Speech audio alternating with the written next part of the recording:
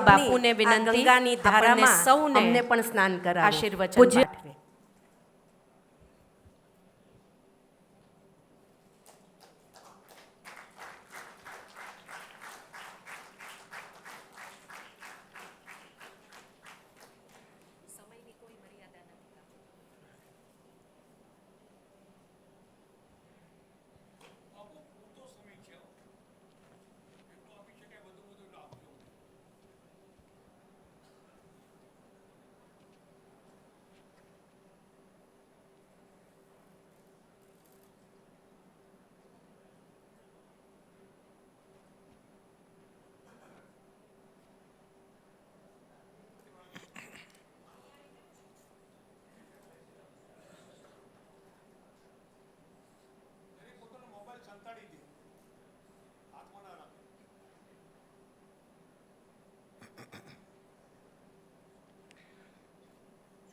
श्रीरामचंद्रम शरणं प्रपद्ये श्रीरामदूतं शरणं प्रपद्ये।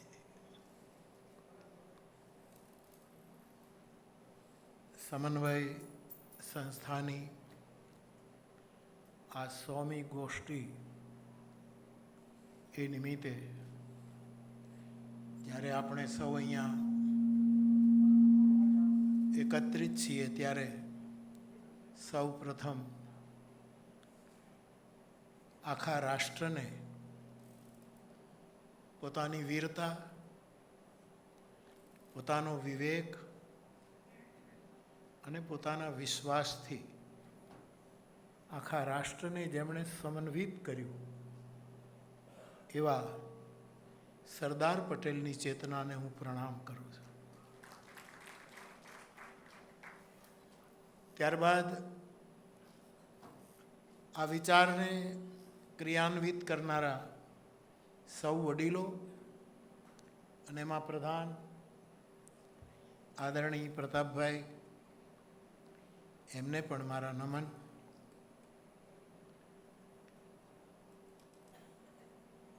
આ સંસ્થાના આદરણીય ગગજીભાઈ અને એમની આખી ટીમ, એમના વિશે જે મેં સાંભળ્યું, અમારા જ મલકના માણસ છે, બહુ રાજીપો વ્યક્ત કરું છું. સવાણી સાહેબ, અને આપણને બધાને પ્રસન્નતા થાય, મને તો બહુ જ થાય, એવા આપણા આદરણીય ગોવિંદ કાકા, જે હવે રાજ્યસભાના મેમ્બર છે. એમનું એક પુસ્તક, એમની જીવન યાત્રા, જેનો હું સાક્ષી છું, એ આજે બધાને સમર્પિત થયું. આ કાર્યક્રમનું હું સ્વાગત કરું છું. ધર્મને કેન્દ્રમાં રાખીને ધંધો કેમ થાય એ ગોવિંદ કાકા પાસેથી શીખવું જોઈએ. કેન્દ્રમાં ધર્મ હોવો જોઈએ.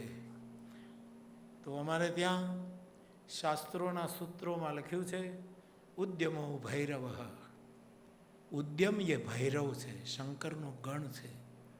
એવું કાકાએ કામ કર્યું, એનું સ્વાગત કરું છું. વડીલનું સન્માન થયું, જે મુખ્ય અને પાયામાં છે, એમને નમન કરું છું. આપને પણ મારા પ્રણામ. આપ સૌ સમન્વયના આદરણીય ભાઈઓ બહેનો, આપ સૌને મારા પ્રણામ. અને સબસે ઊંચી પ્રેમ સગાઈ, એનું જે મંચન થયું, એમાં જેમણે કેન્દ્રમાં કામ કર્યું છે અમારા પંથકના કવિ, અમારો નાતો તો ગામતળનો છે, એવા મનોહરભાઈ ત્રિવેદી, અને આ એક સબસે ઊંચી પ્રેમ સગાઈમાં જેમણે કાર્ય કર્યું, એ બધાને પણ ખૂબ ખૂબ ધન્યવાદ આપું. આ ગોષ્ઠીનો ક્યાંક ક્યાંક હું સાક્ષી બની શક્યો છું, એનો મને આનંદ છે. હમણાં જ પ્રતાપભાઈએ કહ્યું તેમ કે બાબાપુરમાં ગોષ્ઠી હતી, હું અચિંતા ત્યાંથી ક્યાંક પસાર થયો અને મેં સામેથી કીધું કે મારે જો અવાય અંદર તો હું આવું, અને મને પ્રવેશ મળ્યો. મને ખબર છે હું ત્યારે કંઈક બોલ્યો પણ છું, પણ હવે ખબર નથી શું બોલ્યો છું.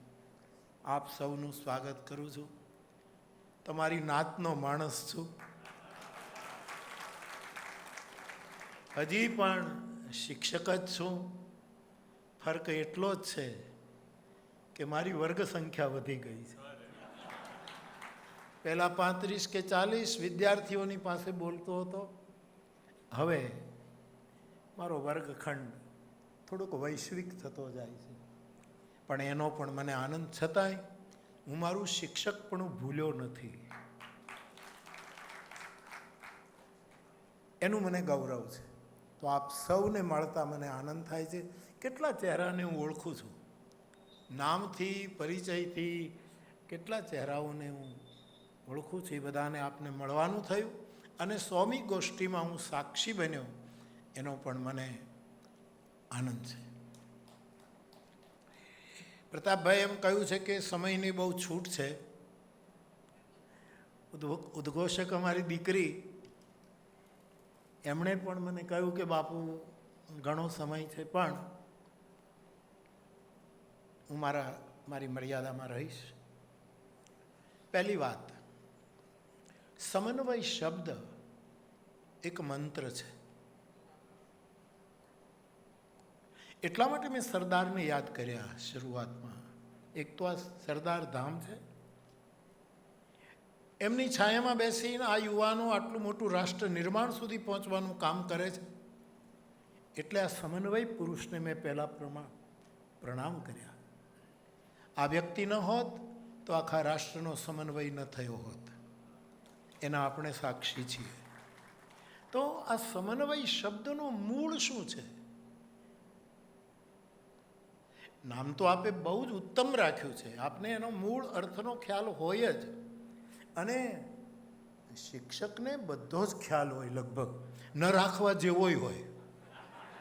શિક્ષકો બધું જ જાણતા હોય. પણ આ સમન્વય કેળવણીના શિક્ષણના સંવર્ધન માટે આ સમન્વય એક અભિયાન ચલાવી, એની 100મી બેઠક છે. આ એક સારું એવું કીર્તિસ્તંભ છે, માઇલસ્ટોન છે. સમન્વયનો અર્થ વિદ્વાનોએ એમ કર્યો છે સંસ્કૃતમાં કે જેનું મૂળ છે સમનસ્ક. સમનસ્ક એમાંથી વેદના વિદ્વાનોને એવું લાદ્યું છે કે સમન્વય શબ્દ શરૂ થાય. સમન્વય કોણ કરી શકે? જે સમનસ્ક હોય, જેના મન એક નથી, એ કોઈ દિવસ સમન્વય ન કરી શકે. એટલે મૂળ જે સંસ્કૃતનો મૂળ શબ્દ છે સમનસ્ક.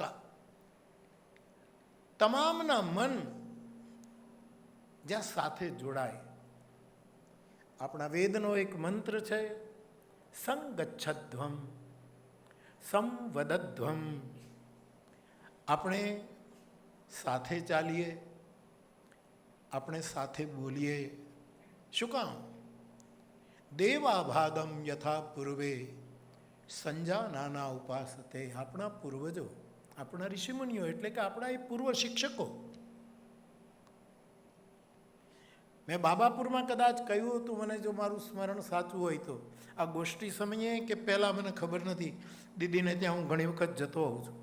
મેં કહ્યું હતું કે શિક્ષકની મારી પરિભાષા એ છે કે જેની પાસે મુનિનું મૌન હોય અને ઋષિની વાણી હોય. જો મારી તમારી પાસે મુનિનું મૌન ન હોય અને ઋષિની વાણી ન હોય તો આપણું શિક્ષકત્વ પૂર્ણ નથી. એવા શિક્ષકની રાષ્ટ્રને અને વિશ્વને જ્યારે બહુ જ જરૂર છે, ત્યારે આ સમન્વય બધાને સમમનસ્ક કરી રહ્યું છે, બધાના મનને જોડે છે, એવું હું સમજું છું. કઈ કઈ વસ્તુનો સમન્વય કરીશું? હમણાં હું અહીંયા આવતો હતો, ચાય પીતો હતો, ત્યારે ઋગ્વેદનું એક ગ્રંથ મને બતાવવામાં આવ્યો અને હું અમે જોતા હતા. મેં પહેલી વાર આ વસ્તુ એમાં જોઈ ઋગ્વેદમાં આપણે ત્યાં 4 વર્ણ છે. અત્યારે વર્ણની વાતો કોઈ ભેદની દ્રષ્ટિથી નથી, યાદ રાખજો. વર્ણ એક વ્યવસ્થાના રૂપમાં આપણે ત્યાં એ પ્રથા આવી. ચાતુર્વર્ણમ મયા સૃષ્ટમ ગુણ કર્મ વિભાગ છે, એવું ભગવાન કૃષ્ણ બોલ્યા છે. પણ વેદે એક નવી વાત કરી, એક નવો સમમનસ્ક સૂત્ર જોડ્યું એમાં.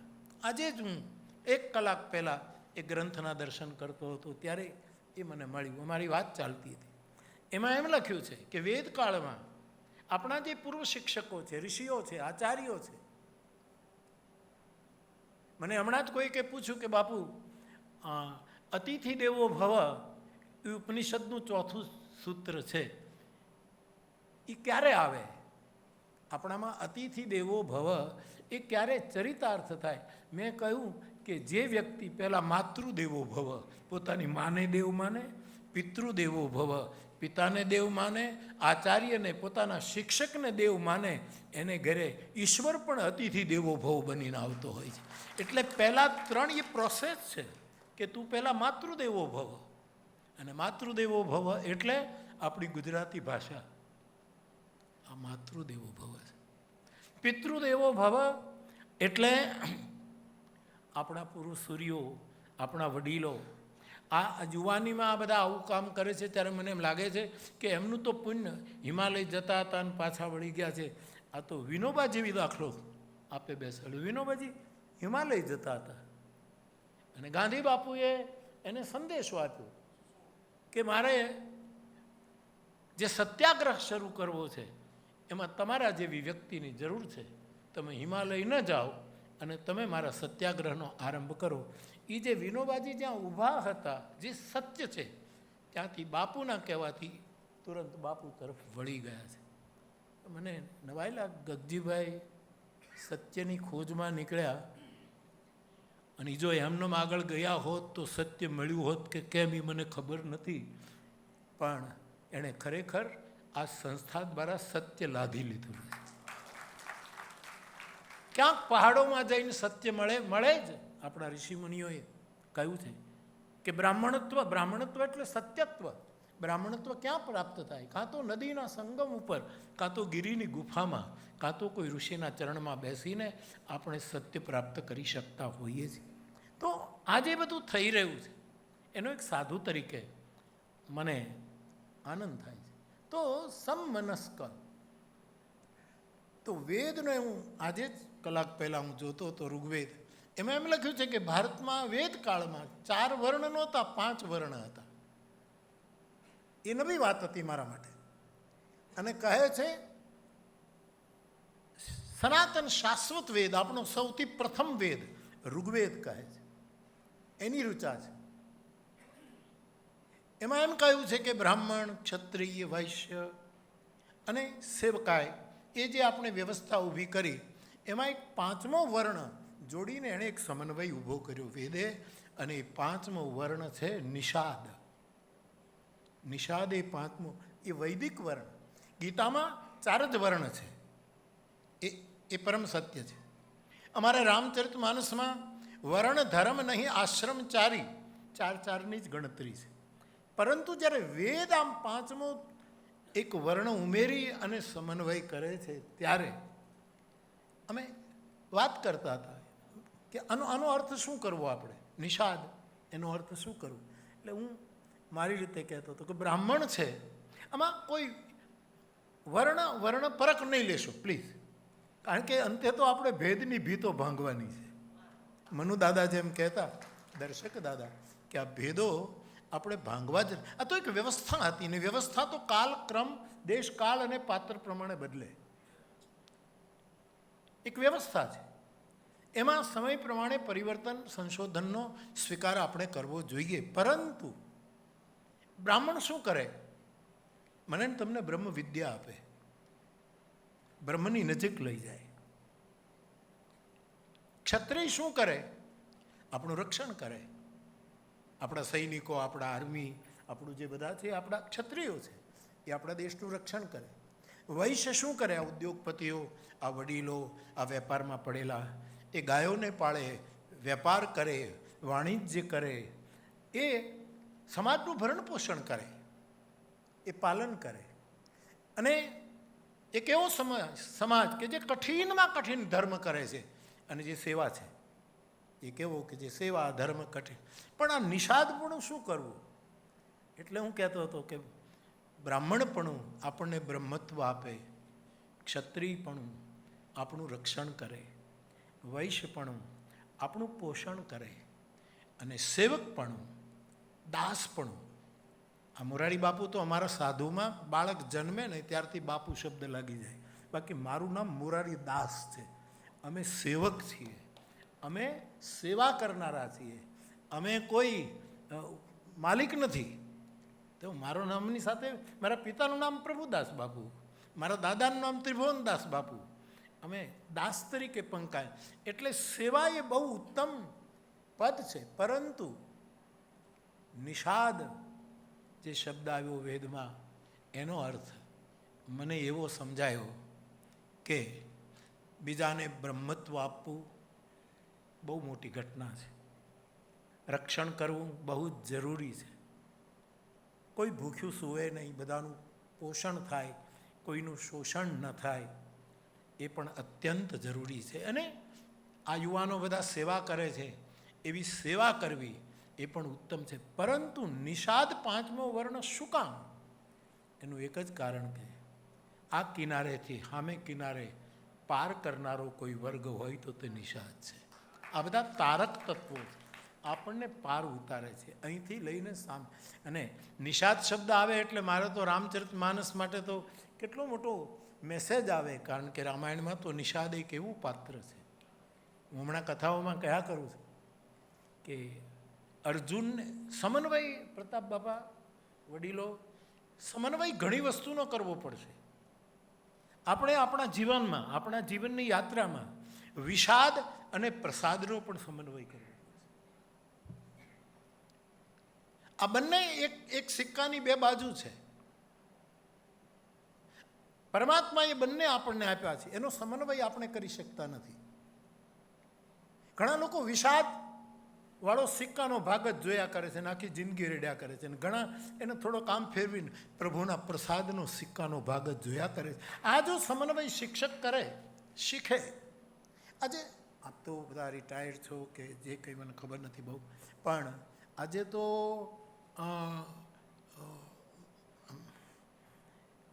ખબર નહીં કોણ કેવો અર્થ કરશે, બહુ જાળવીને બોલવું પડે એવી દુનિયા છે અત્યારે. અને અમે તો બધાની આંખોમાં જોઈએ છીએ. પાછી મારા ઉપર તો સેટેલાઇટ ફરે છે સાહેબ, કે બાપુ ક્યારે શું બોલ્યો એનો. પણ જેના જીવનમાં નિરંતર ફરિયાદો હોય, શિકાયત હોય, શિક્ષક ન ગણાય. અને એક સૂત્ર મારું વર્ષોથી છે કે જેના મનમાં શિકાયત છે એ કોઈ દિવસ અધ્યાત્મ માર્ગનો યાત્રી ન બની શકે. આ ફરિયાદો, આ શિકાયત, આ બધું આપણામાં વિષાદ હોય તો વિષાદ, ને પ્રસાદ હોય તો પ્રસાદ. એટલે હું કથામાં પણ કહેતો હતો કે આપણે ત્યાં વિષાદમાંથી કેટલા ફાયદા થયા છે, આવો આપણે સમન્વય કરીએ. મારી દૃષ્ટિએ એવું કે શિક્ષક વિષય ન હોવો જોઈએ, વિષય ભણાવતો હોવો જોઈએ. ભૂગોળ ભણાવે, ગુજરાતી ભણાવે, મેં પણ આ કામ કર્યું છે. ઇતિહાસ ભણાવે, વિજ્ઞાન ભણાવે, શરીરશાસ્ત્ર, સમાજશાસ્ત્ર, આ બધું ભણાવે, લેંગ્વેજ ભણાવે, પણ એ વિષય ન હોવો જોઈએ. અને શિક્ષક બહુ સિદ્ધ થઈ જાય એવું પણ વ્યક્તિ રીતે હું ન ઈચ્છું. કારણ કે સિદ્ધ થયા પછી પતનના અનેક પ્રસંગો ઊભા થાય છે. સિદ્ધતા આવે પછી પતનના અનેક પ્રયોગો થતા હોય છે, અથવા તો આપણે પડી જતા હોઈએ.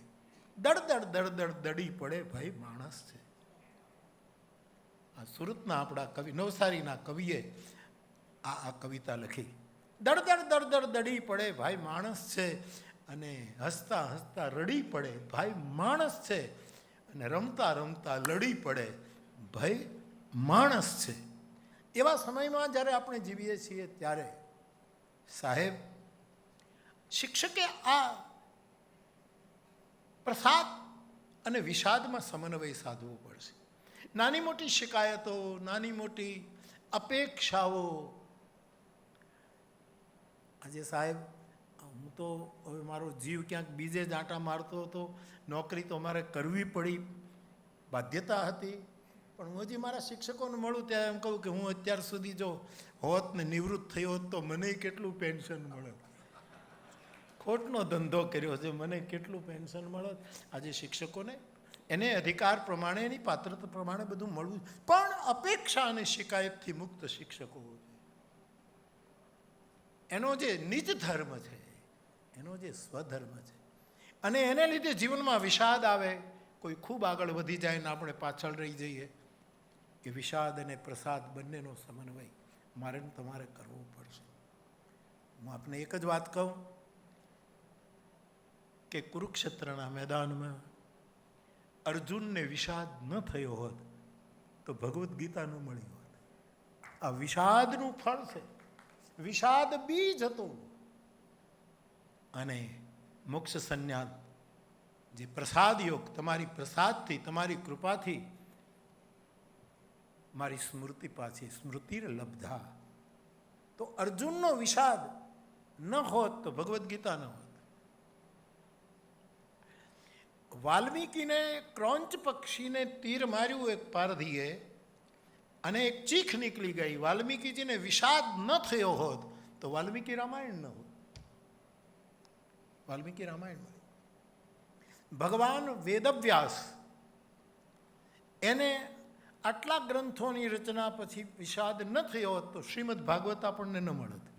એના વિષાદનું પરિણામ શ્રીમદ ભાગવત છે. અમારે રામચરિતમાનસમાં આ નિષાદને વિષાદ ન થયો હોત તો લક્ષ્મણ ગીતા ન મળત. ગરુડજીને વિષાદ ન થયો હોત તો ભૂસુંડી રામાયણ ન મળત. આવા કેટલાય પ્રસંગો આપણે કરી બતાવી શકીએ. તો આ નિષાદ એ પાંચમો વર્ણ છે, એ તારક વર્ણ છે. એ આ કિનારેથી આ કિનારે મને તમને લઈ જાય. આ કિનારે અને આ કિનારે વચ્ચે એક પ્રવાહ છે, એની પાર આપણને ઉતારે છે. એટલે વેદ આવો કંઈક સમન્વય કરે છે. જે કદાચ આગળના પડાવો નથી કરી શકતા, એ કદાચ એક નિષાદ કરી શકે છે. એ અને રામાયણમાં લખ્યું છે, કેવટ બુદ્ધ વિદ્યા બળી નાવા. એ નિષાદની નૌકા કઈ છે? એનું નામ છે વિદ્યા, કેળવણી, શિક્ષણ. આ નૌકા છે એવું રામાયણમાં. આપણે બધાએ આ નિષાદપણું ભેગું કરવાનું છે અને વિદ્યારૂપી નાવથી આપણે આ કિનારે રહેલા લોકોને સામે પાર કરવાના છે. આવો એક સમન્વય આપણે ઊભો કરવો રહ્યો.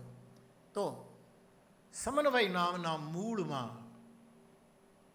સમનસ્ક છે. ભગવાન કૃષ્ણએ ગીતામાં શું કહ્યું? કે તારો તું ધંધો મને આપી દે, એ નથી કહ્યું. તારી પાસે મોટો મહેલ હોય તું મને આપી દે, નથી કહ્યું. તારી પાસે બહુ મોટી વિદ્યા હોય આપી દે, નથી કહ્યું.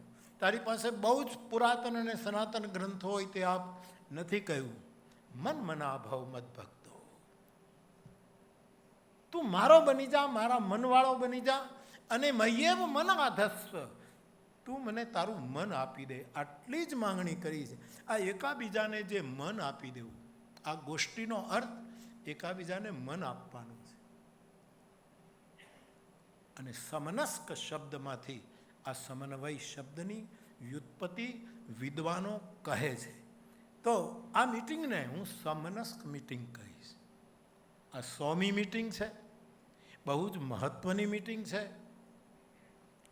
પ્રતાપ બાપા આ ઉંમરે પણ સતત પોતાનું જીવન કાર્ય કરી રહ્યા છે, ત્યારે હું આપને અહીંયા આપણી પાસે આવી શક્યો, એ મારામાં પડેલો શિક્ષક ધર્મ કારણ બને છે. લોકો પછી આમ અહોભાવ વ્યક્ત કરે, બાપુ વ્યસ્ત હતા અને તોય સમય કાઢીને આવ્યું. એવું કાંઈ કહેવાની જરૂર નથી, કારણ કે આવા શબ્દોથી હવે આપણે ટેવાઈ ગયા છે. પણ આ મારું વ્યસ્તપણું, મારું શિક્ષણપણાને ભૂલવા ન દે. એ મારે સતત સાચવવું જોઈએ. શિક્ષક પણ ભૂલવું ન જોઈએ. હું રસ્તામાં અમે સાથે જ્યારે હું કોઈ પણ જગ્યાએ યાત્રામાં આવું તો અમારે સત્સંગ જ હોય, બીજી કોઈ ચર્ચા ન હોય. સત્સંગ સિવાય કોઈ વાર્તા જ નહીં, જેમાં વિશ્વનું કલ્યાણ હોય, વ્યક્તિનું કલ્યાણ હોય, સમાજનું કલ્યાણ હોય, વિદ્યાર્થી, આવી જ વાતો. અમે બીજી વાતો કોઈ દિવસ કરીએ જ નહીં. એવી વાત કોઈ લાવે તો હું વિષયાંતર કરી નાખું. શિક્ષકને આ બધું આવડવું જોઈએ કે ક્યારે વિષયાંતર કરવું, ક્યારે વાતને ફેરવી નાખી, ક્યારે એને ટર્ન આપી દેવું. તો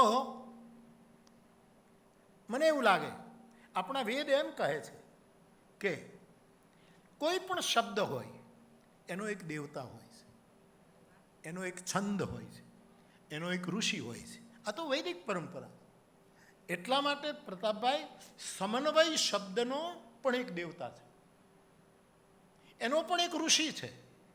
એકમાત્ર શબ્દ, એ મનોહર બાપા વધારે સમજી શકે, એનો એક છંદ છે.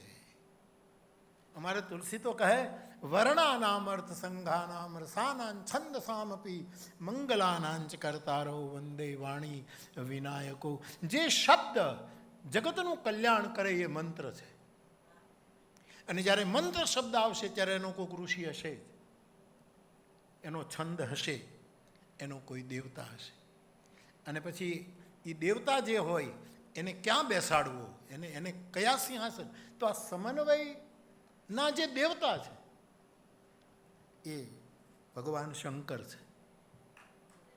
આ તમે જે શબ્દ પકડ્યો છે એ બહુ સનાતન શબ્દ પકડ્યો છે, વૈદિક શબ્દ પકડ્યો છે. અને શિવ સમન્વયનું પ્રતીક છે. એમાં બહુ લંબાણપૂર્વક મારે ચર્ચા કરવી એટલે અત્યારે એવો સમય પણ નથી. પણ શિવ જગત આખાનું સમન્વયનું એક મૂર્તિમંત સ્વરૂપ છે શિવ. એ બધા જ પાસા હું આપણી પાસે વર્ણવી શકું, પણ આપ આપની રીતે વિચારશો. તો બાપ, સમન્વય શબ્દ બ્રહ્મનો દેવતા ભગવાન શંકર છે. અને શંકરને આપણે ક્યાં બેસાડશું? એને આસન તો આપવું પડશે, ક્યાં બેસાડશે? અને શંકરની પાસે ત્રણ વસ્તુ બહુ છે.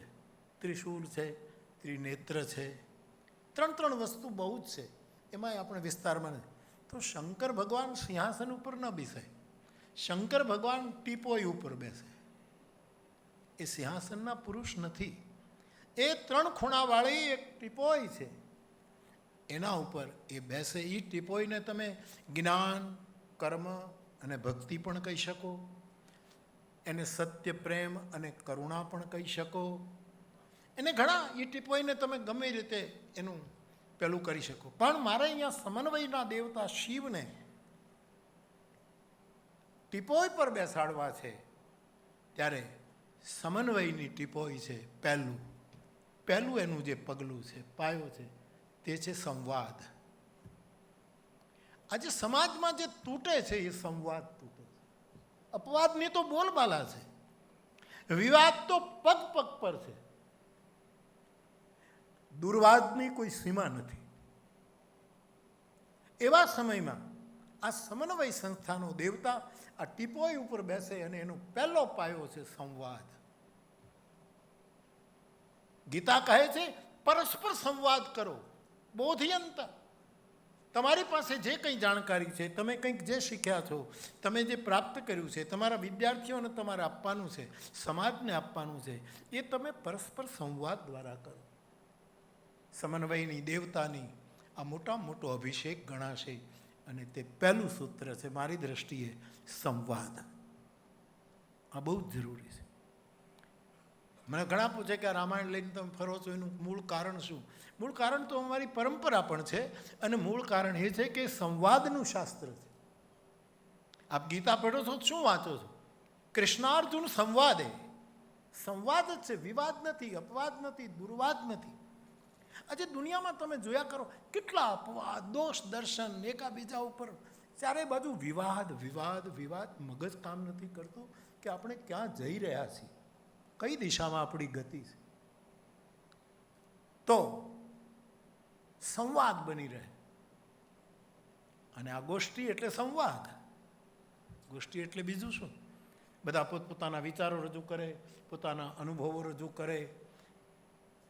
આ એક સંવાદ, એ ટીપોઈનો એક પાયો છે. સમન્વયના દેવતા શિવને બેસાડવા માટે ટીપોઈનું બીજું ચરણ જે છે તે સ્વીકાર. સ્વીકાર. આનો ભદ્રા ક્રતવો યંતુ વિશ્વતઃ. અમને દશેય દિશાઓમાંથી શુભ વિચારો પ્રાપ્ત થાવ, અમે એનો સ્વીકાર કરીએ. આ સ્વીકાર, શિક્ષકો જો એકાબીજાનો સ્વીકાર ન કરી શકે, શિક્ષકો જો એકાબીજાની વચ્ચે સંવાદ ન સાધી શકે,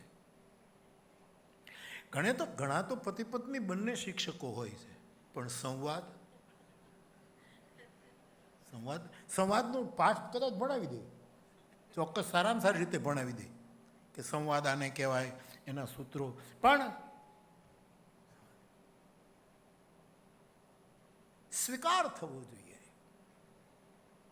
આખા વિશ્વ માટે. મને જે સમજાય છે આટલા, અત્યારે મારું 79મું વર્ષ ચાલે છે સાહેબ, હું 65 વર્ષથી કામ કરું છું, અને મારો પણ કંઈક અનુભવ હશે.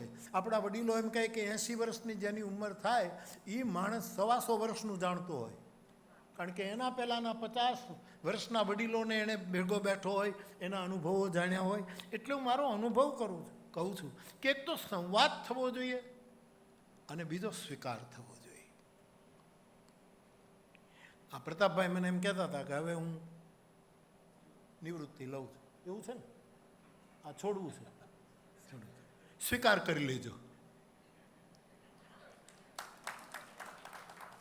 એને પીડા ન થાય, એણે બીજ વાવ્યું છે છો, અને તમે તો સ્વીકાર કરજો, એટલે હું એને નિવૃત્ત કરી દેવા માંગુ છું, આ સંસ્થામાંથી હટાવવા નથી આવ્યું.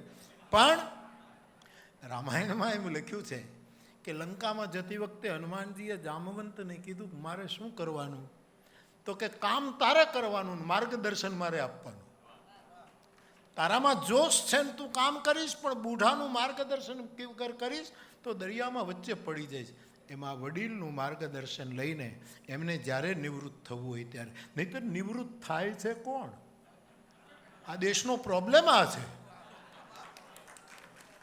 આ ખુરશી તો કાંઈ નથી.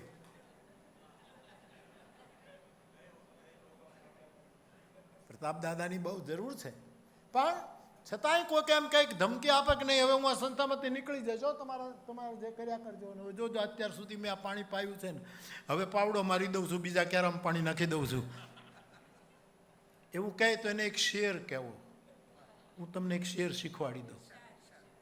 એવું કોઈ કહે તો એને એક શેર કહેવો, જા बिछड़ के जा, जा बिछड़ के जा मगर ये ख्याल रहे, जा बिछड़ के जा मगर ये ख्याल रहे, ऐसा न हो कि जिंदगी भर मलाल रहे. એવું ન બને કે જિંદગી ભર પછી પસ્તાવાનું રહે, જિંદગી ભર પીડા. જા. આ તો ગોપીએ કૃષ્ણને કીધેલો શેર છે. ગોપી ગીત તો કોઈ પણ ભાષામાં હોય, મારા ફિલ્મના ગીતોમાં આવી જાય ગોપી ગીત, કોઈ પણ. ગોપીઓએ કૃષ્ણને કહ્યું કે જા મથુરા, બિછડ કે જા મગર ये याद रहे कि ऐसा न हो कि जिंदगी भर मलाल રહે. એવા સમયે આ વ્યક્તિએ આટલું કામ કર્યું છે. અને દાદા હું તો રમૂજ કરું છું, પણ આપ હજી જ્યાં સુધી કામ કરી શકો ત્યાં સુધી માર્ગદર્શન આપતા રહેજો. અને ઘણાને તમે બેઠા કર્યા છે એને કાર્યરત કરજો. એક તો સંવાદ, બીજો સ્વીકાર. આપણે એકાબીજાને સ્વીકારી નથી શકતા, આ મોટી તકલીફ છે. ઘણા કારણો છે, મનોવિજ્ઞાન પણ એની ખોજ કરે છે, શાસ્ત્રોએ ઘણા એના કારણો બતાવ્યા છે. અને ત્રીજું, સમન્વયના દેવતા શિવને બેસવા માટેનો ત્રીજો પાયો છે તે છે સંવેદના.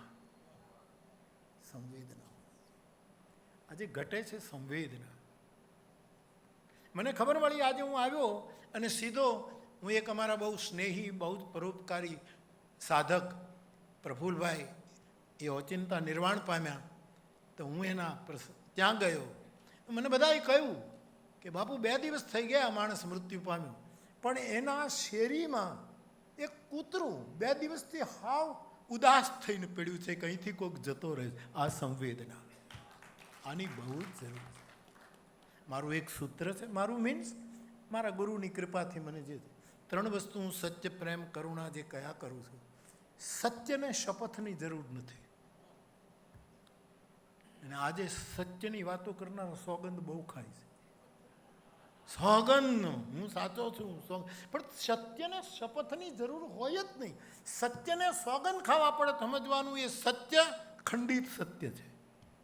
ક્યાંક એમાં ભેળસેળ છે, ક્યાંક એક કમજોર સત્ય છે.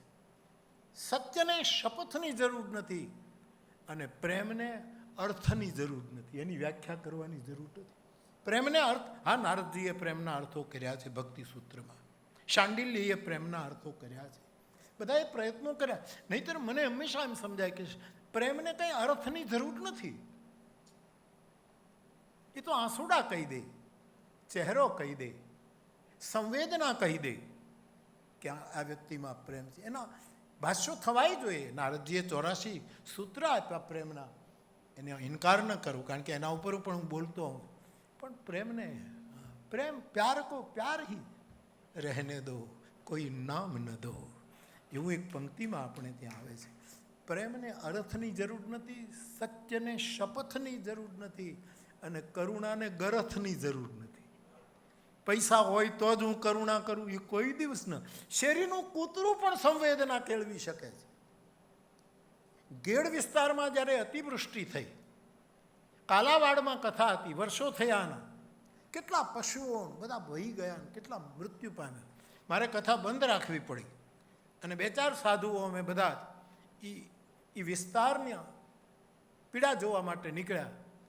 ત્યારે હું શાહપુરમાં મારું શિક્ષકની ટ્રેનિંગ લેવા માટે ભણેલો, જુનાગઢનું શાહપુર, તો ત્યાં વધારે નુકસાન હતું. એટલે સ્વાભાવિક મને ઈચ્છા થાય કે હું ત્યાં જઉં. અમે કીચડમાં ગોઠણ સુધી ચાલીને અમે નીકળ્યા. ક્યાંક ભેંસ મૃત્યુ પામેલી છે, ક્યાંક કૂતરાઓ મૃત્યુ. ત્યારે મેં મારી તલગાજરડી આંખોથી જોઈ એક ગાય બચી ગઈ હતી. હું એની બાજુમાંથી નીકળ્યો, એ ગાય રડતી હતી. એને એમ થયું કે મારી સાથે એના કેટલા પશુઓ મૃત્યુ પામે. એટલે સંવેદનાને રૂપિયાની જરૂર નથી, એને ગરથની જરૂર નથી, સત્યને શપથની જરૂર નહીં, પ્રેમને અર્થની જરૂર નહીં અને કરુણાને કોઈ દિવસ ગરથ. તો ત્રીજું જે પગથિયું છે શિવરૂપી સમન્વયના દેવતાની બેઠકનું, એ છે સંવેદના. માણસ સંવેદના ગુમાવતો જાય છે. મેં ઘણી વખત કહ્યું છે કે જે દેશમાં વેદ હોય અને સંવેદન ન હોય તો વેદ પુરુષ થોડોક નારાજ થાય. સંવેદનાનો પ્રશ્ન છે. મેં ઘણી વખત આ વાત કહી છે, અહીંયા પણ કહું, દોહરાવું છું. ભારત આઝાદ, આપણો દેશ આઝાદ થયો, પહેલા આપણા રાષ્ટ્રપતિ રાજેન્દ્ર બાબુ થયા આઝાદ ભારતના. એમને સાધુ સંતો તરફ બહુ જ સ્નેહ હતો. એટલે રાષ્ટ્રપતિ ભવનમાં પણ એ સાધુ સંતોને બોલાવી અને એનો સત્સંગ ગોઠવતા હતા. એને કોઈ ખોટો દંભ ન કર્યો. એમાં સ્વામી શરણાનંદજી, જે પ્રજ્ઞાચક્ષુ હતા, જન્માંધ હતા, મારી દ્રષ્ટિએ એક એવા મહાપુરુષ. આપણા બધાની એક નીચતા હોવી જોઈએ, આપણા બધાનું એક મૌલિકપણું હોવું જોઈએ કે આપણે બધા જ વ્યક્તિની સાથે કાંઈ સહેમત ન થઈ શકીએ ને એમાં સામા માણસને ખરાબી ન લાગે. પણ હું આપને ચોક્કસ કહીશ, અમારું આત્મનિવેદન ગણો કે હું વિનોબાજીની વાત અને સ્વામી શરણાનંદજીના સૂત્રનો ઇનકાર નથી કરી શકતો. એ સ્વીકારવા જ પડે. મારે સ્પષ્ટ વિનોબાજીની વાતને હું કોઈ દિવસ કાપી ન શકું સાહેબ. આ માણસ કેવું સુંદર બોલે.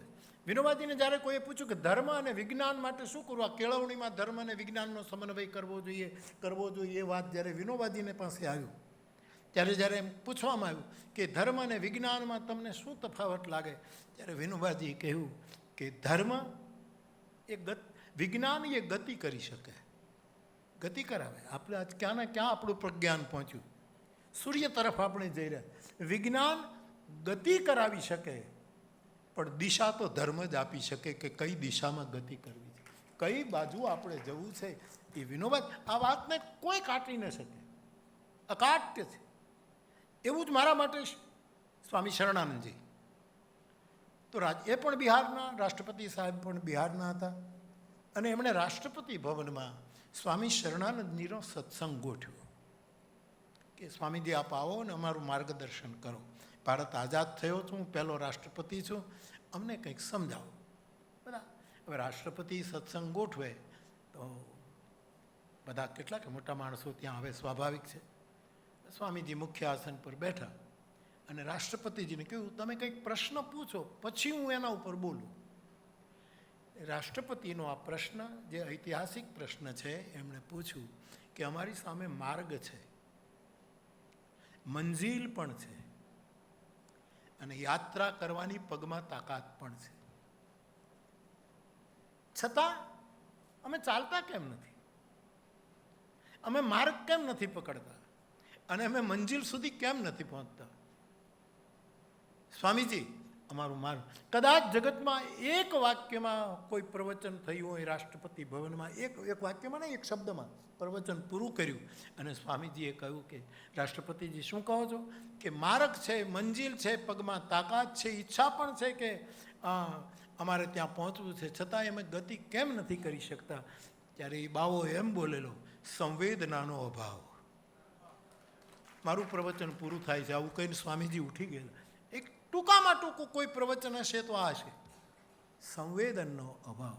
આપણે આ સમન્વયની ગોષ્ઠીને દીર્ઘકાળ સુધી આગળ વધારવી હોય તો સંવાદ, સ્વીકાર અને સંવેદન, આ 3 પાયાવાળી ટીપોય આપણે રાખવી. કારણ કે શિવ સિંહાસન ઉપર ન બેસે, એ ઓટલા ઉપર બેસે કે આવું આવું આવું હોય એવા. તો આ સમન્વય સંસ્થાએ આટલું મોટું કામ કર્યું, આટલું મોટું કામ કરી રહી છે, આટલા યુવાનો એમાં ભાગ લઈ રહ્યા છે, એનો મને બહુ જ આનંદ છે. પ્રતાપભાઈને મારા તરફ લાગણી, આખા પરિવારને મારા તરફ લાગણી, એટલે મને આમંત્રે એ એમનો સદભાવ છે. પણ હું રાજી થયો છું કે હું અહીંયા આવી શક્યો. મારા માટે એવી ઘણી સંધ્યાઓ છે કે જેમાં મારે સંધ્યા પૂજા કરવી નથી પડતી. આવા કાર્યક્રમ એટેન્ડ કરવું એટલે મારી સંધ્યા પૂજા, નહીંતર આ ટાણું તો મારું સંધ્યા પૂજાનું હોય. હું 5, 5:30 પછી જ મારી સંધ્યા પૂજા કરીને પછી જ તલગાજડા બધાને મળતો. પણ જ્યારે આવા કાર્યક્રમો હોય ત્યારે આવા કાર્યક્રમમાં હાજરી આપવી, એમાં જ મારી સંધ્યા પૂરી થતી હોય. અને વ્રત અને નિયમમાં ફરક એટલો છે, નિયમ આપણને પકડી રાખે, વ્રતને આપણે પકડી રાખીએ. એટલે વ્રતો, નિયમ છે ને આપણને પકડી રાખે, છૂટવા જ ન દે કે ભાઈ તારા કાંઈ હલનચલન, પણ વ્રત રાખવું. અને તેથી ગાંધી બાપુએ 11 વ્રતો આપ્યા, નિયમો નહીં. એ 11 મહાવ્રત સમજી નમ્રપણે આ વ્રતો છે. વ્રત આપણે રાખી પણ શકીએ ને ન પણ રાખી શકીએ. તો મને બહુ જ પ્રસન્નતા થઈ છે કે હું આવી શક્યો. અને હજી પણ જ્યારે જ્યારે અવસર મળશે, બધી રીતનો દેશકાળ સમય બધું અનુકૂળ હશે તો હું આવીશ. હજી તો હું ઘણું કામ કરી શકું એમ છું. મને પટણાની રામકથામાં હું કથા કરતો હતો ને એક યુવાન, મારી કથામાં તો બધી છૂટ હોય છે, કોઈને વચ્ચે બોલવું હોય તો છૂટ હોય છે, પ્રશ્ન પૂછી શકે છે, એકદમ ફ્રીડમ હોય છે. નહીંતર ધર્મસભામાં વચ્ચે કોઈથી ઊભું થવાય, શ્રાપ આપે, શ્રાપ આપણને ક્યાંયના રહેવા ન દે એવા શ્રાપો આપે. પણ એક યુવાન પટણા કોલેજનો ઊભો થયો અને એણે મને એમ કહ્યું કે બાપુ 1 મિનિટ, તમારી કથા આખી સાંભળી રહ્યો છું, મારે એક પ્રશ્ન પૂછો. ઘણા એને રોકવા લાગ્યા, ભાઈ કથાની ધારા ચાલે છે ને એમાં વચ્ચે તો. મેં કહ્યું નહીં, એને બોલવા દો. શું છે? એણે કહ્યું કે ભગવાન બુદ્ધ યુવાનીમાં ઘર છોડીને નીકળી ગયા હતા, તમે યુવાનીમાં શું છોડ્યું? શું છોડ્યું? એટલે એને એમ કે મને ભગવા પહેરાવી દેવા હતા કે તમે કથા જ કરશો કે નીકળી જાય. મેં કીધું હજી યુવાની આવવા તો દે યાર, આવે ત્યારે જોઈતું. હજી તો બાળકની જેમ ખેલીએ છીએ સાહેબ, રમીએ છીએ, ક્રીડા કરીએ છીએ, મસ્તીમાં આનંદમાં જીવીએ છીએ. માનવપણું જે મળ્યું છે એનો બરાબર ઉત્સવ ઉજવીએ છીએ. પળમાં જીવવું. તો શિક્ષકો, સમન્વયના બધા સદસ્યો, વળી પાછો ક્યાંક યોગ હશે તો હું જરૂર.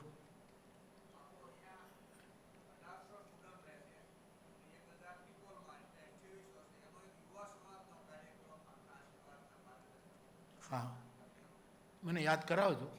આપને મારે જ્યારે અનુકૂળ હશે તો જરૂર હું કોશિશ કરે. તો મારી ખૂબ જ પ્રસન્નતા વ્યક્ત કરું છું. उसका फर्ज क्या है वो अहले वो जाने. મેં શબ્દ નથી વાપરતો, ખાસ શબ્દ છે પણ અત્યારે વપરાય એવું નથી. उसका फर्ज क्या है वो जाने.